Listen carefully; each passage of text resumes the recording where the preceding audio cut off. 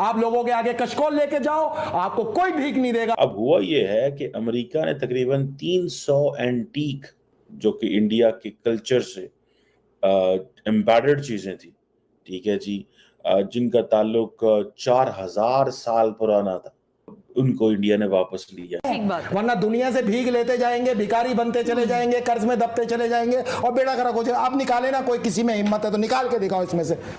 Biden Modi meeting के बाद ये अनाउंस किया गया है कि इंडिया चिप मैन्युफैक्चरिंग का हब बनने जा रहा है और वो पहला national security semiconductor fabrication plant बनाने लगा है। पाकिस्तान का नाजरीन इस वक्त कौमी कर्जा जो है वो बढ़कर 71.24 ट्रिलियन रुपए तक पहुंच चुका है। तो आला सतही मीटिंग जो होगी उसके अंदर ये फैसला होगा कि पाकिस्तान को जनाब दे दी जाए पैसे और ना तड़पाया जाए। हर पाकिस्तानी शहरी, जो हम अभी बात कर रहे थे कि जब वो पैदा होता है तो पैदाइश से ही तकरीबन उस पे 2,95,000 रुपए का ये कर्ज आया होता है, यानी कि 3 लाख रुपए जब आप पैदा हुए तो 3 लाख रुपए के मकरूज हैं आप। अच्छा, मजे की बात यह है कि इंडिया ये चीजें बरतानिया से भी क्लेम करता है, जैसे Kohinoor and much more than that, ठीक है जी। और अब इंडिया ये कह रहा है कि जी ये अमेरिका ने किया, थैंक यू वेरी मच। अब इंडिया सिर्फ अपने लिए, अपनी आर्म्ड फोर्सेस के लिए ही चिप्स नहीं बनाएगा, बल्कि वो दुनिया भर के कंट्रीज के लिए चिप्स प्रोवाइड करेगा। तो ये है कि अमेरिका ने तकरीबन 300 एंटीक जो जिसे आप कह लें कि जो आर्टिक्राफ्ट्स होते हैं, जो कि जिन्हें आप कह लें कि जो कि इंडिया के कल्चर से एम्बेडेड चीज़ें थी, ठीक है जी, जिनका ताल्लुक 4000 साल पुराना था, कहा जाता है कि 2000 BCE, ठीक है जी। और 10वीं और 11वीं जो CE से भी जिनका ताल्लुक था, और उन सारी चीज़ों को इंडिया ने वापस जो है, ये तमाम आर्कियोलॉजिकल जो पीस थे उनको इंडिया ने वापस लिया है इंडिया से। 297 टोटल है। अमेरिका के अंदर एक अदारा है जिसे बोलते हैं bureau of educational and cultural affairs, और इंडिया के अंदर एक आर्कियोलॉजिकल सर्वे है। इन दोनों ने बहुत ज़्यादा काम किया और इस हवाले से तकरीबन ये 300 के करीब जो एंटीक जो जिसे वो कहते हैं ना, चीज़ें थी जिनको कहा जाता है कि इंडिया से चुरा लिया गया था, and it were trafficked from India. It means कि इंडिया के कुछ लोग उस वक्त इन्वॉल्व थे चोरी में, एयरपोर्ट पे।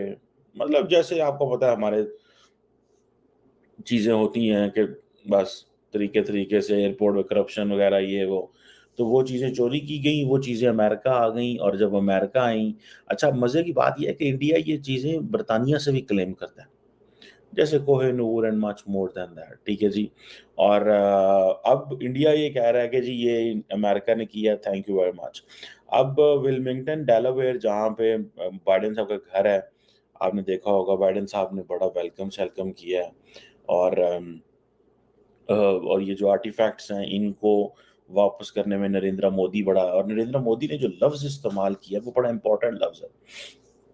उन्होंने कहा कि ये जो आर्टिफैक्ट्स हैं, ये सिर्फ और सिर्फ एक हिस्टोरिकल और मटेरियल कल्चर नहीं था, ये हमारी जो इंडियन सिविलाइजेशन का कोर है ना, ये वो है, and this depicts the consciousness of India, ठीक है।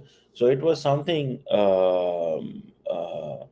बड़ी इंपॉर्टेंट चीज़ है, जिसमें कहा जाता है कि अस्पारा एक सैंडस्टोन है, सेंट्रल इंडिया से था, और इसी तरह थे एक जैन तीर्थंकर था जो कि ब्रोंज में था, वो भी सेंट्रल इंडिया से था। एक ताराकोटा था, वास था, वो फ्रॉम ईस्ट इंडिया से था, 3rd 4th सेंचुरी से उसका ताल्लुक था। मतलब पुरानी स्टोन स्कल्पचर था साउथ इंडिया से।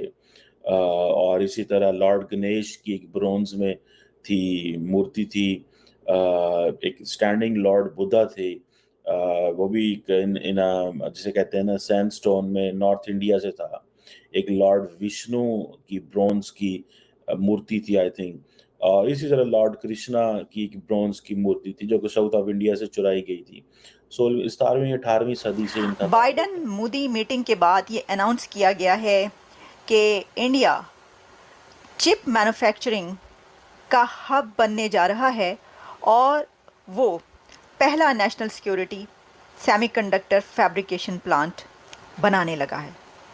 अब इंडिया सिर्फ अपने लिए, अपनी आर्म्ड फोर्सेस के लिए ही चिप्स नहीं बनाएगा, बल्कि वो दुनिया भर के कंट्रीज़ के लिए चिप्स प्रोवाइड करेगा, क्योंकि इंडिया आप जानते हैं कि उस अलायंस में शामिल हो चुका है जो कि यूनाइटेड स्टेट्स के साथ कुछ कंट्रीज़ का chip manufacturing, chip assembling and chip providing एक अलायंस है।